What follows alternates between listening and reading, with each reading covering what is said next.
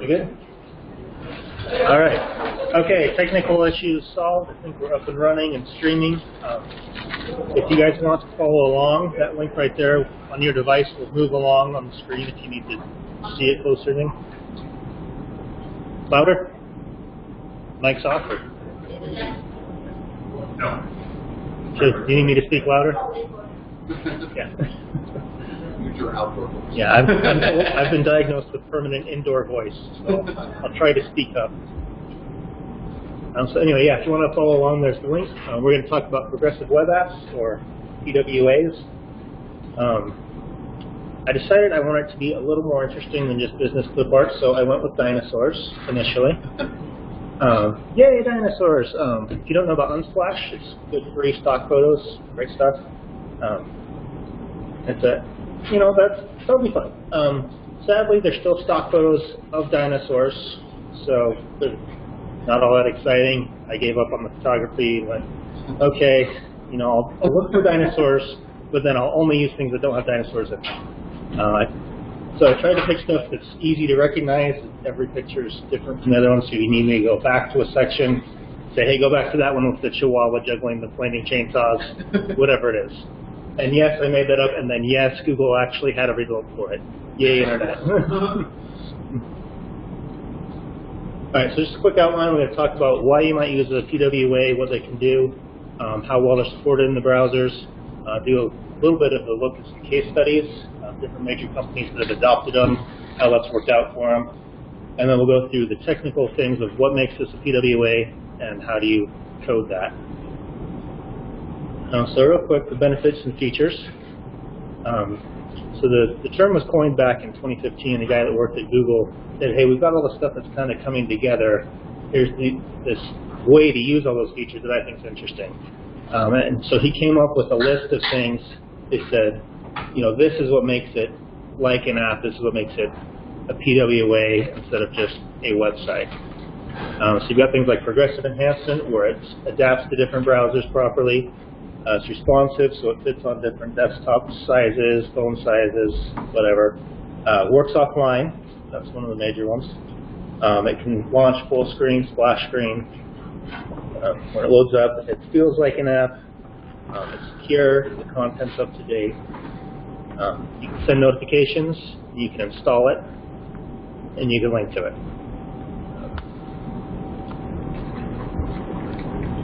And then a lot of these things are, of course, things you can do with native apps. One of the things that's better than native apps are a few of the things. The performance may be faster. That depends an awful lot on what you're doing. We've got our mobile lead in the back here, so I'm going to just put a little asterisk next to everything I say about mobile. Refer you to him to tell me why I'm wrong. But they can use a lot less data.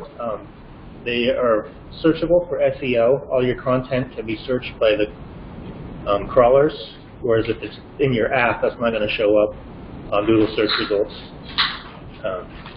They're pretty reliable. They're cross-platform. I know there's other frameworks for the cross-platform stuff.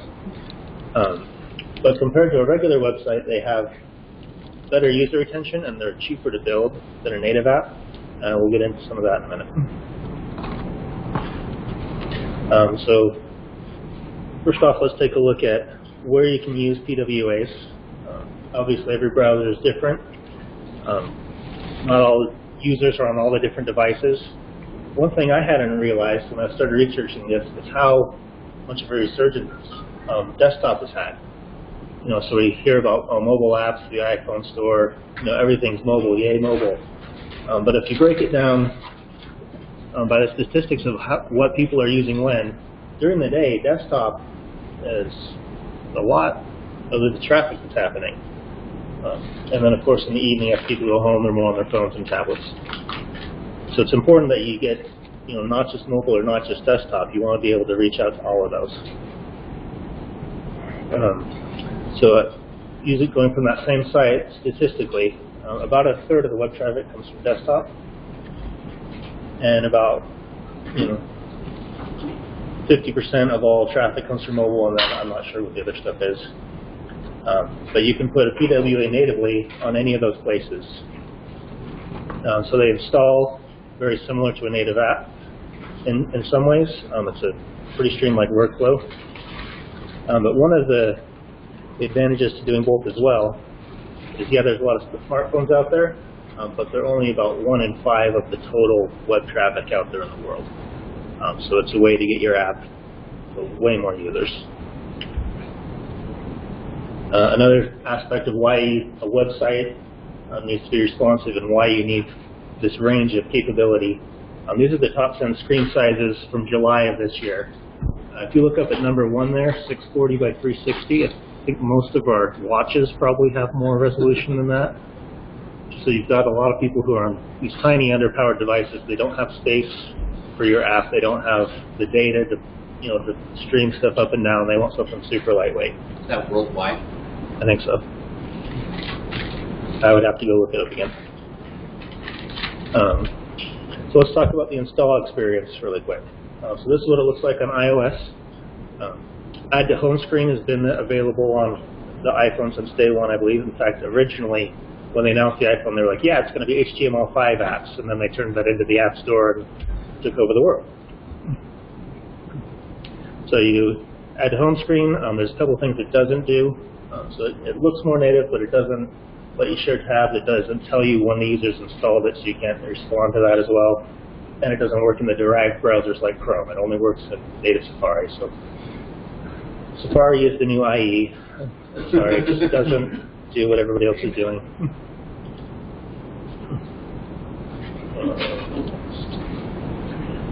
Here's what it looks like on Android. Some of the same things. It gives you an install prompt, which is pretty similar to the way the store prompt works. Hides the browser UI, so you get the full screen experience. You get some of these install events, so you can update your functionality, stop nagging them about prompting to install. You can tell it's been installed, and immediately you can go thank you or whatever it is you want to do. Something interesting that Android does is they automatically will take your PWA and turn it into an app in the store. So they build a little wrapper for you called the Web APK. Google will browse out, or you can submit to the store, and it will just automatically go, oh, I have everything I need, puts a super lightweight wrapper on it, and installs it. So somebody asked me earlier about getting into the Android store. There you go. Just pops in.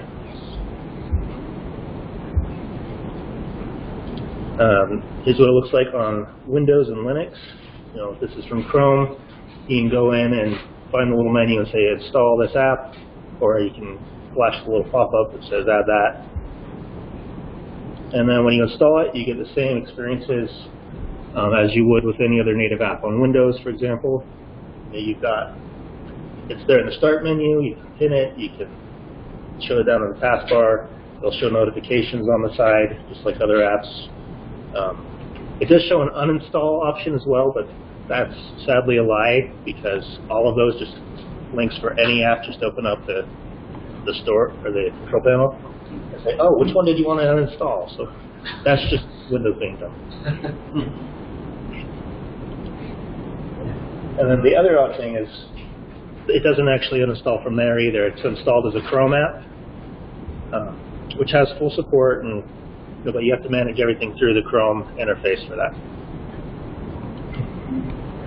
So since you've got to try and target all these platforms and do slightly different experiences, there are some tools out there to generate these installers for you. So this site, PWA Builder, it will give you, for each platform, it will give you slightly different stuff. Like Windows, it will actually give you a Visual Studio project with a wrapper for PWA. iOS, it will give you a lightweight wrapper for getting into the store, things like that. So you can take this code, put it in a wrapper, and deploy it as a hybrid app if you really want to get into the store. So just as an example of how much Windows has bought into this idea, that's the Microsoft Office installer and manager. It's a PWA. And they put Office on that, so they obviously trust it. Over on the Mac side, very similar. You get a little prompt, it installs alongside all your other stuff. I didn't look far enough to do it to see what Safari does because I don't have a Mac. But I believe there's an install option there. I just don't know what it looks like. So yeah, if you're trying to target all those, probably use a generator to get started. Normalize some of those experiences, customize the prompt that you get, maybe it's location or whatever else you want to do. All right, so let's look at people who have adopted these and said, okay, I believe in this PWA thing, let's see what happens. So PWAs, the features that you need to do those have only really been there 2 or 3 years. So most of the articles you're going to find are from 2017, 2018, somewhere like that. So just real quick, let's look at some of the big companies that have done this. Twitter adopted it. They saw a 35% increase in tweets. That may or may not be good, depending on your stance on Twitter. Less bounce from the users, more views. Their Windows app is also PWA. Uber managed to get their core app down to only 50 kilobytes. It's like 1% of what it was. So that's enough to load up Uber, see it, and then start, have everything cached and start making calls off. So they've managed to reach a lot more users, who have tiny phones, who are on 2G networks. So this was great for them to get better worldwide coverage. Starbucks was one of the poster children for this. They cut their app size similarly down to less than 0.5% of what it used to be over a native installer. Doubled the number of people who are ordering from the web, and they now get almost as many orders from desktop as they do from mobile. AliExpress in China, anybody know the Amazon of Asia? Almost double the number, well, more than double the number of users, more time spent in sessions. Flipkart in India, similar thing. More conversion rates, because it's loading faster. More people using it. OLX, another one I hadn't heard of. Anybody know that? Craigslist of India, more or less. Huge increase in engagement with sending push notifications where they could bring people back. Their ad revenue went up significantly. They got way more click-throughs. Bottom there, 150% increase in advertising revenue. Pretty good. Pinterest gets a lot more engagement, more time spent, again, depending on your Pinterest stance, that may or may not be good. Spotify was the one that kind of surprised me because they're an audio service, and web traditionally hasn't been great around audio, but they found that by having just a really, really small PWA where people could just play a song was enough to get them engaged. And in fact, 30% of their logins from the site came from users who had left, and their friends had sent them a song, and they said, "Oh yeah, that's right, Spotify, I'm gonna come back." I don't know how you get somebody to do that after they've uninstalled your app from their phone. So I thought that was pretty good. They actually have a lawsuit going with Apple right now over trade practices and stuff, and one of the reasons is it's hard to, compete with them in the store when Apple gets a 30% discount on its own products and has control over whether or not Spotify can do certain things, that kind of stuff. If you want to go look up more those examples, there's some sites that have tracked them, a lot of the different people using them. One counter example where a PWA would have been really good, the Major League Baseball franchise said, okay, we're going to try out this native app thing. We're going to have everybody download their tickets. You're going to show us your phone to log in. We're going to do it with printing. It'll be fantastic. The problem was they didn't load test that beforehand. So game day comes, 10,000 people show up at the gates, and all try to hit the site at the same time to download their QR code. And yeah, they weren't ready for it. So quite a few of those people missed the opening pitch, the national anthem, the whole intro that a lot of people are there for, and I think the last people didn't get in until almost the second inning. Wow. So, whereas if everybody had it, they didn't miss anything. Right? Yeah, they turned around and went home and had a nice evening. Yeah. Whereas if they cached it on their phones and said, okay, here's your cached QR code, no network, no issues, everybody just has it, and then you go. And if you really, really want to go deep, the Chrome Dev Summit, they talked about that last year and went through Spotify, Starbucks, and Pinterest. Their CTOs or somebody at the C-level, whoever, talked about all the reasons they switched over, all the things that they benefited from that, and so forth. All right, so now we know that people like them. We know that you can install them everywhere. So now we're going to backtrack and say, what are PWAs? So comparing them to native or hybrid or just regular web, I'm going to say up front, app stores aren't necessarily bad. One of the reasons to do this is to not have to deal with the app store. They do some great things for you. You get some discovery from people finding them. There's a lot of trust around security. You get some advertising from inside the store. I'm not a mobile guy. I can't speak to some of that as much. You have to host it for you. So there's a bunch of problems it does solve for you. That being said, there's some things that aren't great about them either. They take 15 to 30% off the top of your revenue. They call it the Apple tax. You've got to get, you can't make purchases outside of the store. So if you're like, okay, go to my website, do this, you'll notice the Amazon app doesn't let you buy stuff. The Kindle app doesn't let you buy stuff. It says, I'll tell you all about it, but I can't sell it to you. And then one of the big ones that I thought was interesting when I started researching mobile, from about 2015 on, people just don't install apps. They'll try one out, they'll ditch it. The top 10 apps, Google, Twitter, Facebook, whatever, have like 99% of the installs in the store. It's really hard to get in there and compete. Do you have to go through the app store? Wouldn't you just go to maybe the site would have something? Yeah, so like on Amazon, you go off, and buy it directly from the website, or maybe their app lets you buy it, I don't know. But like Kindle, for instance, says, hey, I'll tell you all about it, and here's a link. I don't think they even let you put a link to say, here's where to purchase it. You've got to go off to the browser, log into the Amazon store, and buy stuff there.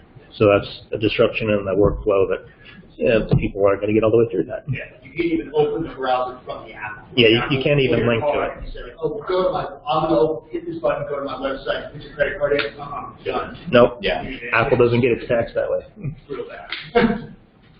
Brian, you got a question? Yeah. Yeah. What percentage of business users or usage from businesses are PWA mobile versus desktop? I have no idea. No idea. Minority or academic? Probably a minority are PWAs just because they're newer. A lot of the code bases out there, a lot of existing sites. We'll talk in a minute about what it takes to turn your site into a PWA from wherever you're at now. I have no idea what the percentage is on that one. Do you know anything about this? So one of the big questions I've had is it's always been possible to silo, like a website onto your home screen. Yeah, just a browser view. Totally fine. You've always been able to do it, but like the big fear I think I would have, I would lose users if I didn't have if they weren't going to the official app store. Because like people have been pretty well educated. Like you get an app through the app store. Get an app through saving a browser link. Right. Do you have any data on is that a real fear or is it sort of speculative? It's a real fear that would depend a lot on your use case. Go back to Spotify, for example. They still have a native app that does most of the stuff, but they have a really lightweight PWA just to get in and play a song. So those work side by side, and you can have them link back and forth to each other.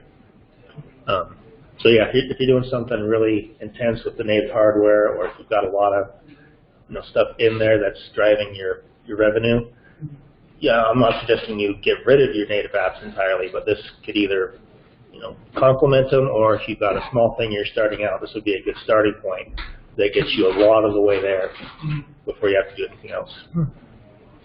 Right. So just real quick, you can get them in all the app stores. We mentioned already Google Play will automatically go out and load them. Microsoft also, the Bing search, if it finds your website and says, hey, that's a PWA, they'll load it into the store, or you can email them, or message, whatever, and say, hey, please put this in the store. So you can get onto those two really easy. Apple does not. But you can do it through Safari. You just do the add to home screen. It doesn't tell you about it, doesn't let you give a prompt, but you can come up with your own little pop-up that says, hey, did you know you could install this?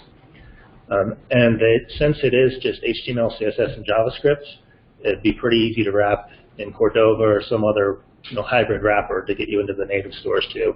So you get a lot more code reuse that way, rather than having individual code bases for each app.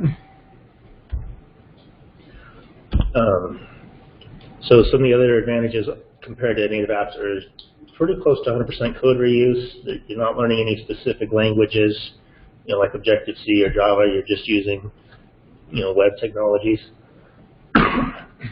You have a lot of control over the update cycle. So rather than push to the App Store and say, oh, I hope they approve this and that we're allowed to roll it out and have this feature, you just release your changes and it gets reloaded. You can also get into Electron, something like that.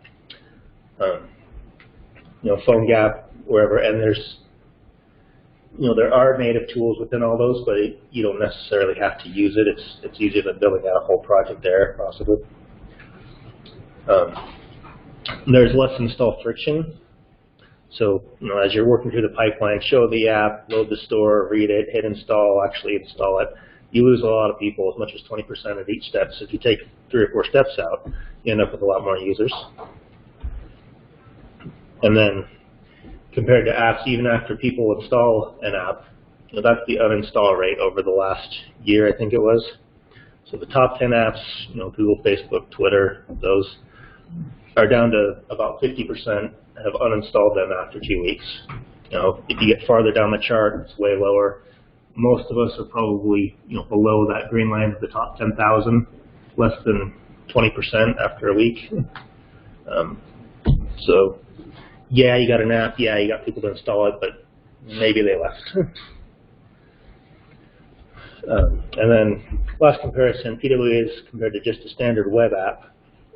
They're getting more and more functionality, so you might already be doing a lot of the things that make this app-like. And we'll talk about exactly what the differences are that check the boxes for PWA versus a website that does cool stuff. Just real quick, interest in PWAs continues to grow over the last 5 years. So they're not going away, more people are adopting them. Let's say, all right, what can a PWA do? How is this different from a website? You'll notice that PWAs are the only ones that check all the boxes all the way down for I can do all this stuff. And that's a little bit cherry-picked, but it's got some good points. So native app, for instance, is not SEO indexed. So if you're like a blogging site or whatever, if you're heavily web-based and you have a lot of content you want people to find from search, you can't do that. They're not going to find your app through that search, but they will find your site, to that direct article. You can get them in, you can get them hooked. Let me clarify one thing on the SEO. Google, you can do it. You have to set up some information inside of your app to do it. But you can search and have it appear in the results. There's just a lot of steps you have to do. Okay, I didn't know that.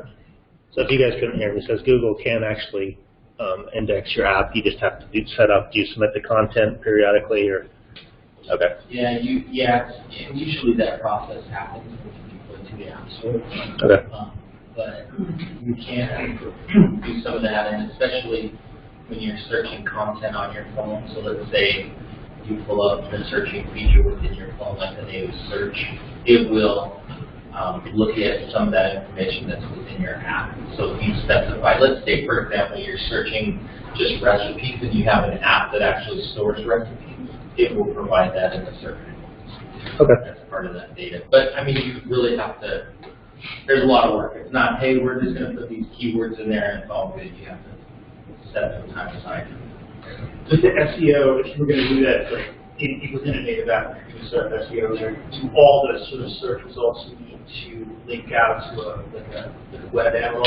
Because no, you can go directly to your phone. I should say it's not specifically SEO. I mean, that's tailored for something very specific. So it's more of indexing your application is what I'm talking about, where you can find specific content, not being SEO driven, So I'm trying to make that distinction between the two, that you can still find content within your mobile application. You just have to set it up so that you can get it. But SEO ranking and stuff like that, so it would be applied by Google and stuff, but you can't submit that as part of the process. I'm hearing it's possible, but it's way too much work. Use a PWA.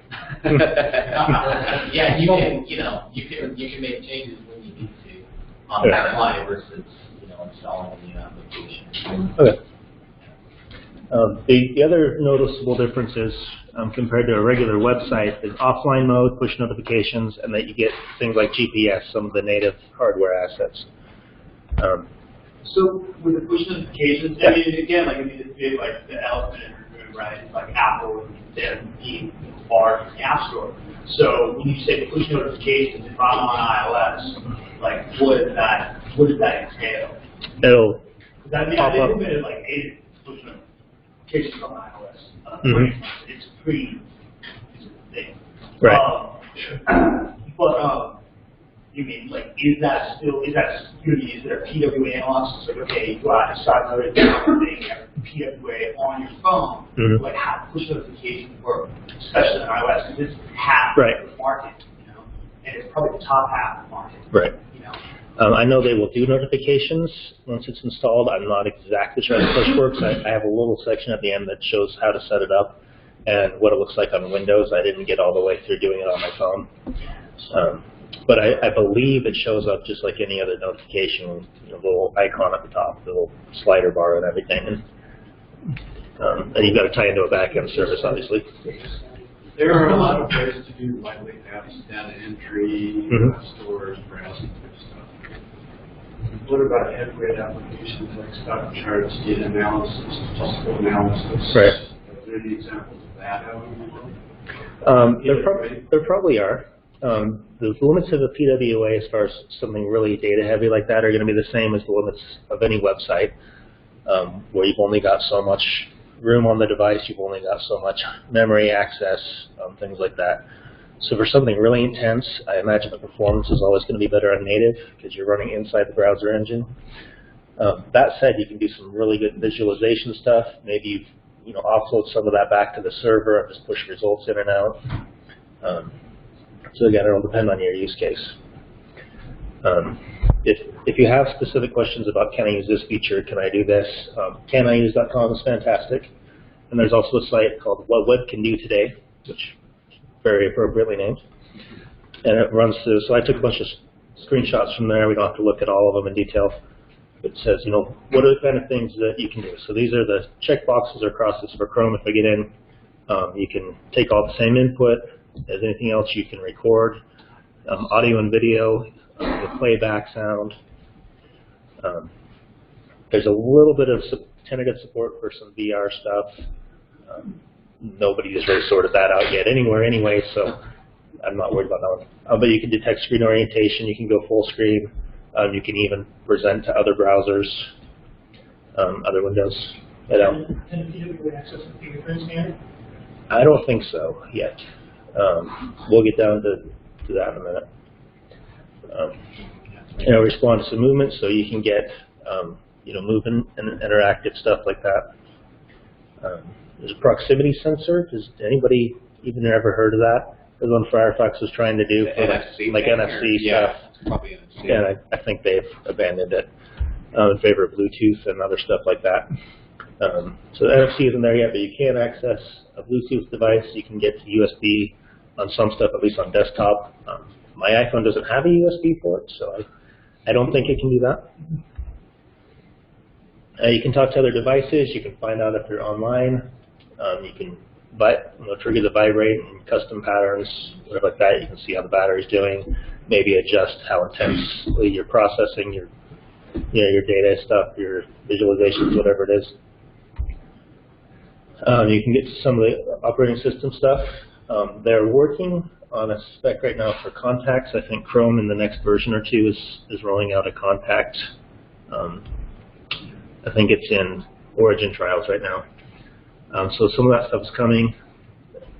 You can't send SMS, but you have links that you can go off to do that. You have links to go make phone calls, things like that. And then moving back to more of the apps type stuff that PWAs let you do once they're installed. You can do local notifications. You can do push notifications. Install it on the home screen. You can tell if you're in the foreground or running in the background. Get some more permissions.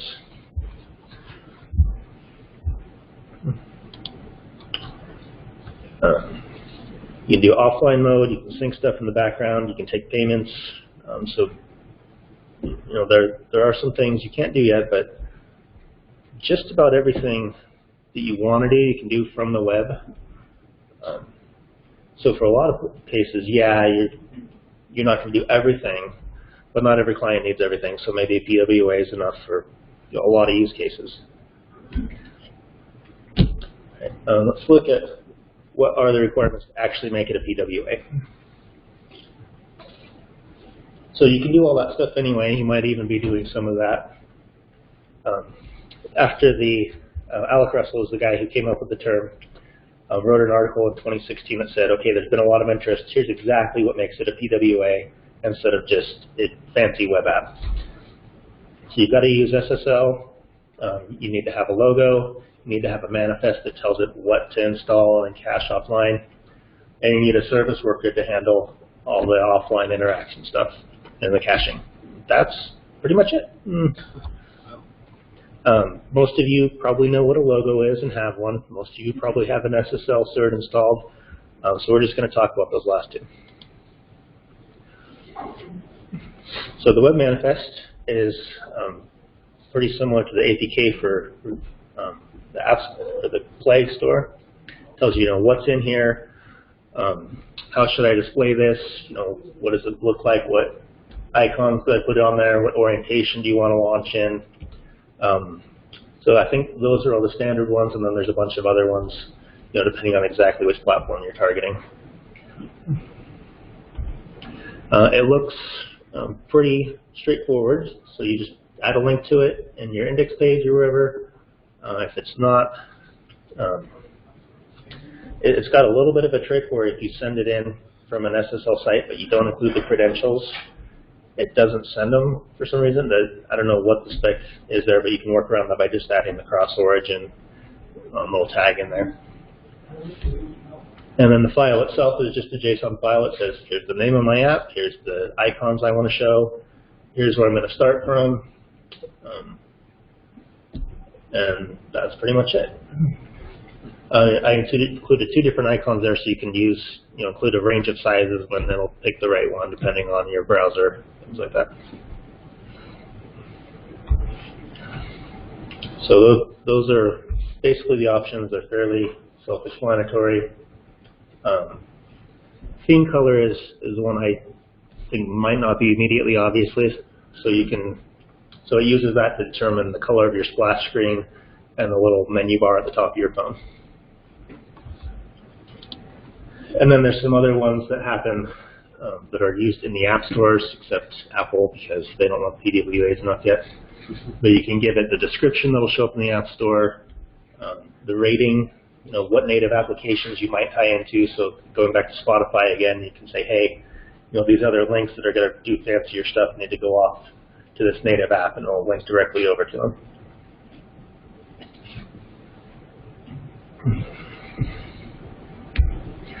All right, any questions about the manifest?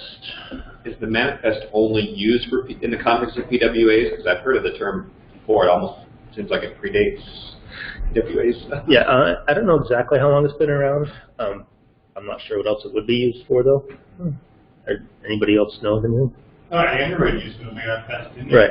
They use a manifest file. I don't think it's the exact same thing here. JSON, right? Yeah. It's not the same. Yeah. Yeah. Okay. Right. So moving on to the second thing that is less common to have is a service worker. Any guesses why we went with the octopus for this particular topic? Because it runs in the background and does a lot of different things. Background, multi-threading. They're sticky. They cache things. And they're really cool, but nobody actually wants to get up close and play with it. Who's heard of web workers for background tasks? So those have been around for a while, since 2010 actually. I was pretty late to the bandwagon on that one. Service workers are similar to that. They've only been around for about 3 years and only about 1.5 years on iOS. It was 11 or 12 that Safari finally picked that up. So there's some subtle differences. They do a lot of the same things, but they have different API permissions because they have different lifespans and scope. So like you can have as many web workers as you want, but you only get one service worker that is for all the tabs on your site. It applies to your whole domain. And you can get some that are, you can set up to apply to just subdomains. So if you have multiple apps within your domain, your base URL, you can scope those into smaller sections. So service workers are primarily for offline stuff, though. And if you want to get into exactly what those are, HTML5 worker test is almost obsolete now that almost all the browsers do them, but that'll tell you exactly what happens where. So service workers are different from a lot of other stuff in the web world because they run on their own thread, they live in the background, they have a different life cycle that isn't directly tied to the page. Their main purpose is to handle all the offline stuff, all the network access, all the caching of your assets. You don't just go install service worker and it does all that. You do a little bit of setup, but it's not too bad. We'll go into that in a minute. Yeah.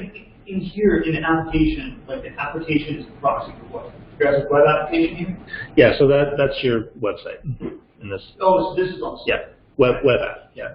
So you got web app code, and it'll install a service worker, and your service worker will call off to your network API and handle caching stuff. So if you're offline, you don't have the network, right? So is this the idea is you're getting stuff up front from the network, and then if you go offline, it's you preload it and cache it. Okay. There's a lot of different ways to do it. Okay. Talk about caching in a second. Well, so hang on. It's the application. Yeah. So this is a progressive web application that's run, and this is on the browser. Yeah. Browser. Okay. So the application is essentially like a subtask or subprocess. Yeah. In Chrome or Safari. Yeah. So it's either a web view that's loaded up on the phone, or it's a tab in your browser. It's a web app. It's a website, if you want to call it that. Mm-hmm. Wherever it's installed. But yeah, it's web-based, not a native app. Yeah. Sorry. So there's some gotchas that take a little getting used to. One is since they run in a separate context, they don't get access to the DOM. They still apply to iframes, so if you're being loaded up on other sites, your service worker will still see that and load them. DOM access was weird to me initially until you realize that its life cycle goes beyond the life of a given page.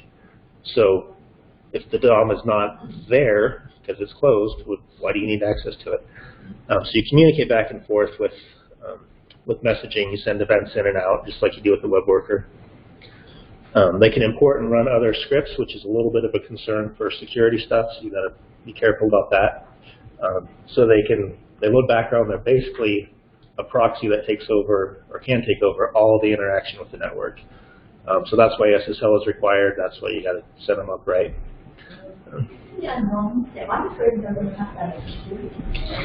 It has some different security stuff. Yeah, there's different cross-site issues you got to deal with there, and that doesn't really change here. The only difference is, normally if your page is off doing something, you don't get as much access and as much control. Or like if it's up in an iframe and then in another tab they have your site, the same service workers handling both of those. Some other backgrounds is the life cycle. Talk about in a minute. They can still be running when the page is closed, and conversely, if it's not doing anything, the browser will just shut it down and start up a new one. It won't save state, because it's been closed and reopened. So if you're using some global variable in there to track stuff, you'll need to cache that. And then they can also take over existing pages. So when they pull up a new tab, all of a sudden their service worker will see it and go, "Oh, that's mine," and start handling stuff for it. Which again sounds really weird until you get used to the workflow. So real quick, to register a service worker, just in your main page, you say, "Hey, do you have the service workers? I'd like to go register this file." And then when it's done, tell me about the scope, tell me about the registration stuff, and then that's how you get access to interacting with it. All right, so the life cycle. And I have an animation on the next page that's a little better for this. So you set the registration to a given scope. By default, it's your entire domain. Again, if you've got sub-apps, and under different URLs, they'll pattern match and say this is what goes here. So your service worker gets notified about all the events in blue, I think it is. So you get told when you're installing it, so that's when you might start prefetching all your stuff to cache to say, oh, this is what I need to run offline. It'll be told again when it's activated, when the browser's ready to use it, let it take over. And then it'll be idle, it'll just sit there until something needs to happen. The browser will spin it back up. And then you send messages, back and forth, fetching, get message. So I had to go through that a few times. So here's an animation. Yeah. Oh yeah, it's just using the fetch API. So, like any other network call, it may or may not work. It's pretty good. So this actually talks about how, to resolve some of the errors. So the browser will automatically go off and get the new service worker to replace. It checks for updates for you for that service worker. You don't have to, periodically go and do that. You used to be able to set it to like an hour or something, and I think it's just 24 hours by default now on all of them. You can also force an update, by changing the name, clearing the cache, that kind of stuff you can always do.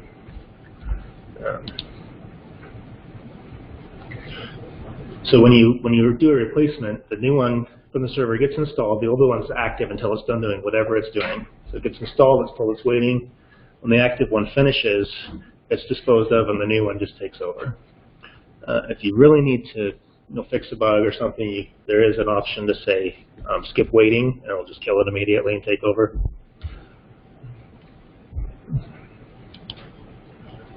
So do you depend on the browser to inbox the app so it can spy on you? I'm not sure what you mean by that. Like turn off webcam access, turn off other things you can. Yeah, you have to give permission for all those things. So that's controlled by your browser settings, yeah. So they don't just by default automatically get the sound and the video and everything. They have to get permissions for each of those things individually. So what about the service worker when your app goes away and you need it, sir? Is it permission when your app is running? The service worker is still there in the background. Yeah, it can be off doing stuff. Same with an app though. Maybe it's doing stuff in the background too. So my question is, let's say it needed the camera when your app is running, but then you stop the app. There's a service that still has access to the camera. I don't think so, because the camera API is part of the page DOM and all the stuff there, so it doesn't have the same scope. It would have to send messages to the page to interact with that stuff, and if the page is gone, then those messages just get dropped. So you're closing down your browser, the service worker's gone essentially at that point, right? So either way, you'd have to have the DOM for a lot of those. Yeah, and it doesn't just run continually in the background. If the tab's closed, the browser might let it give it 20, 30 seconds to finish what it's doing, and then it shuts it down. So it doesn't just have full background permissions. So if you do the sort of the download calculation or like worse yet, upload and then do some calculations, then the service worker will run for a little while. However long they determine like it should go, and then it'll get spiked, and then I don't know. I mean, like any coordinate that because it's going to go out. Like, is the service worker going to like shut itself down nicely so it can say like, oh, that big file upload didn't work out. Right. You need to save that to the cache and try it again when we come back, or is it just going to get? I mean, I know like a lot of Apple's stuff. Like if they pull you pretty abruptly. Right. That might just serve the security. Yeah, you'd have to experiment with each situation, which I think is probably the same for any native app. You say what happens if this dies early, and so maybe you do it in chunks, maybe whatever. I think the service worker will keep running for several minutes, and possibly more after the page is closed. Again, it depends on what the browser settings are. So it shuts down cleanly if you code it to do that, and they don't say it. Right.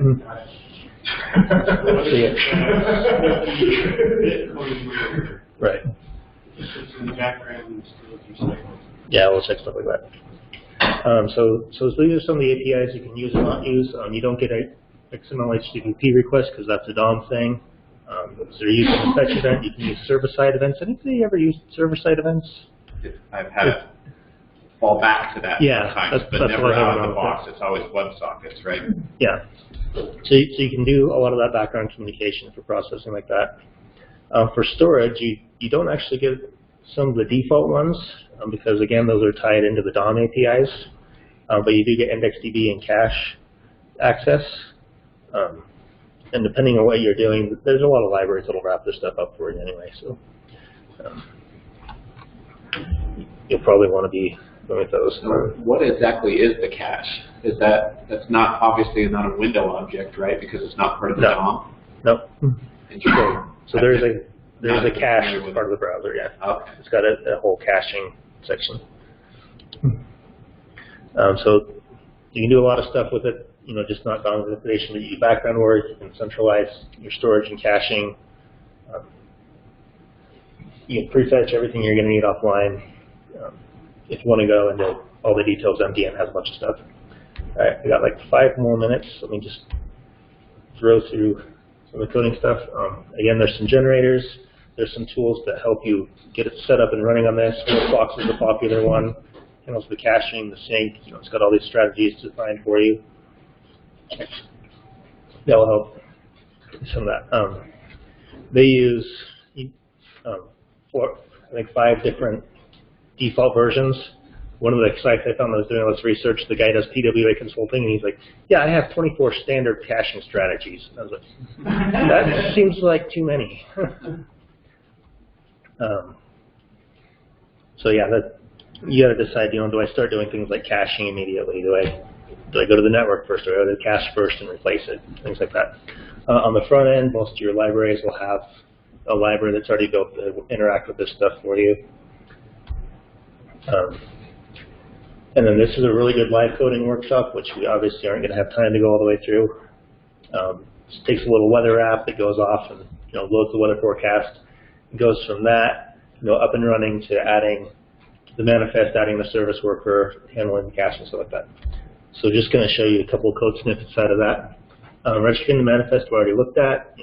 There's the manifest. In iOS, you can do the same thing. You put in some meta tags just for that. Those have been around since I don't know how long. So Safari will pick those up too. You register the service worker. Just say, load the page, register the service worker here, then respond to whatever I need to. When you start putting out caching over in the service workers, the example they gave is just have an array of all the different file names you want to cache, and then go off and start grabbing those, and it'll pre-cache them for you. So that's the cache API happening there.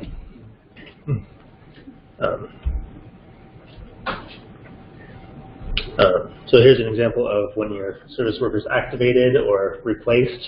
You might want to go in and swap out your cache and say, okay, I need to get all this fresh stuff. Again, your strategy there depends on what you need to do.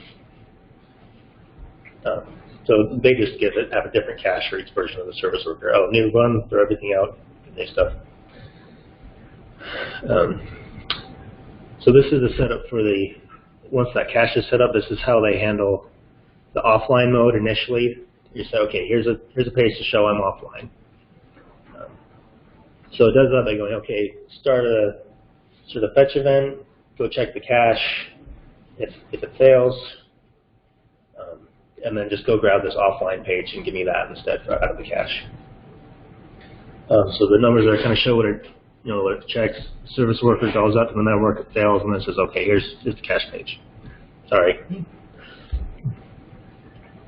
Then they switch to a little bit more advanced thing where to say, okay, if I have cache, show me that first while I'm getting the network stuff. So in tandem, they say, okay, here's how to set this up and handle it. And then on the bottom, we'll make 2 calls, in series. Go get it from the cache, get it from the network. So the service worker is getting both of those. It says here's the cache version. You display that immediately. When the network one comes back, if it does, you check the timestamp and say, okay, this is newer than what I had cached. That way, if they come back in a different order, it doesn't crash. And this is how they handle the change out from going just the offline cache to all this other stuff. And they set up a separate cache for your dynamic stuff like the current forecast. So you're not showing today's forecast for the next 6 months, things like that.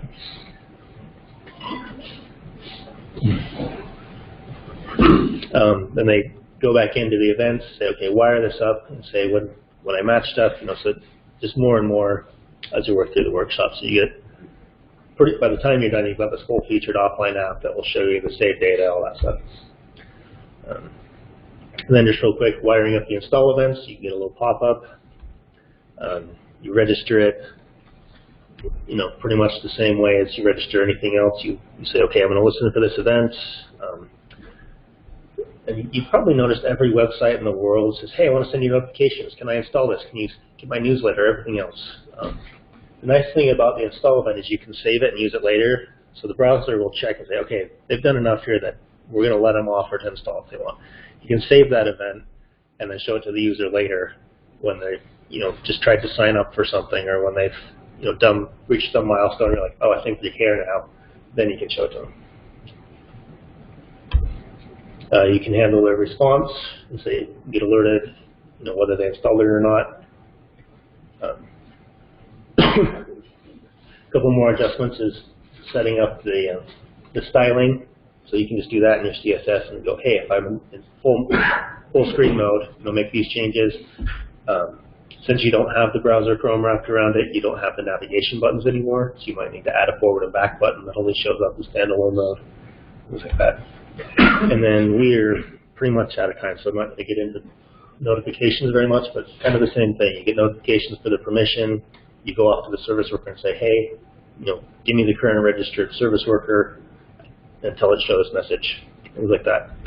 And again, I didn't quite get to iOS, but on Windows, you can do all kinds of stuff. It pops up just like everything else in the sidebar. You can add images. You can add, user actions. On a phone, you can make it, play your theme song, whatever it is. All right, and then just real fast, if you want to go to the business cases, I've got references for everything I used in here. Pretty good book on it. Can I use is great, other stuff, all those other references. Any questions? Are there any good Pluralsight courses out there that you've taken? Or I haven't done. There's a Udemy one. Udemy. Maximilian Schwartz. Yeah. It's a really good. Okay. He's actually one of the best ones plugged in terms of Oh, who's the Apple's author? doing. Maximilian Maximilian. Schwartz Miller, I think it is. Thanks. So I actually like it too. Max Schwartzmiller on Udemy. Okay. We can put that in the notes for Oh, this. Maximilian Birdman. It might be. No, there's a different one. Okay, it might be different. But there's actually the same person. He's got a good Pluralsight. Thanks.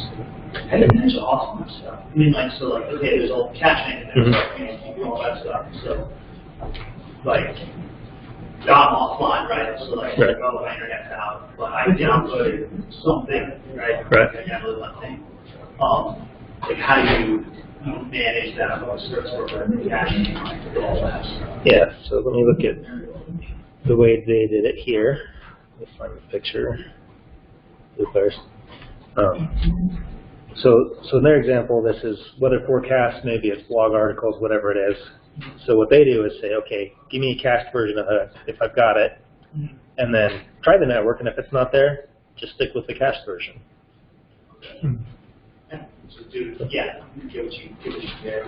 Yeah, and maybe you've got a little icon that says, offline, this may be stale stock market data, don't go act on this, whatever it is.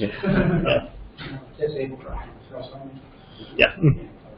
Yeah, well, if you're offline, you can hit buy all you want. Yeah, and then as soon as you connect, it'll buy 4,000 shares. And then anything else? Yes. Have you written one, and what did you find the drawbacks to be?